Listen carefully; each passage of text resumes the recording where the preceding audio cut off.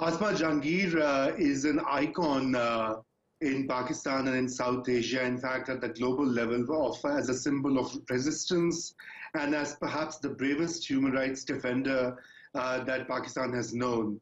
Her career in human rights spans over decades. As a young woman, she stood up against a military dictator in the late 60s and early 70s, General Yahya Khan, and she fought that case in the court as well.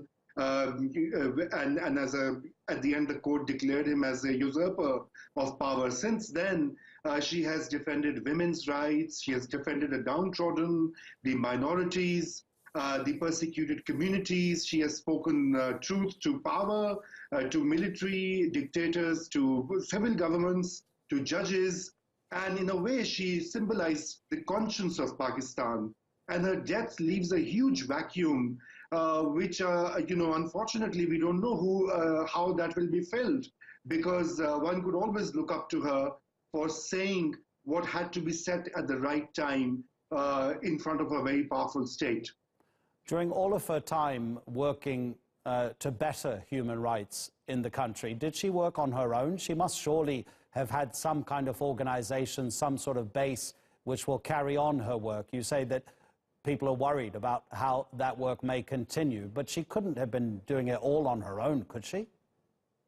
Certainly, certainly. She leaves a very formidable legacy in terms of Human Rights Commission of Pakistan and AGHS, which is a legal aid services group that she set, and hundreds and thousands of people that she inspired and who worked with these organizations. But you see, the personal qualities of Asma and her fearlessness remain unmatched. So it is perhaps that sense of grief and shock that has hit Pakistan's civil society, its politicians, and a lot of thinking Pakistanis, because she was one of her own kind, and that has been the saddest of this development that we are trying to process and make sense of. What is the situation of human rights in Pakistan now that she's gone, that she won't be able to address? What needs to be done after her death?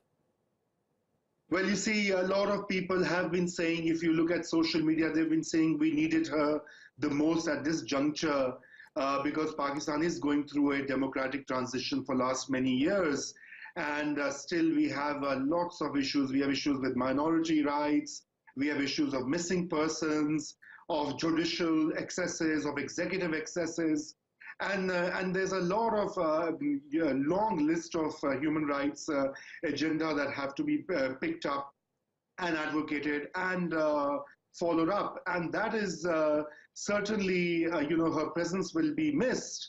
But there are many other human rights defenders and activists in Pakistan who have worked with her, who followed her, and I'm sure that they will carry on the legacy. But as I said earlier, it will be difficult to fill in that void.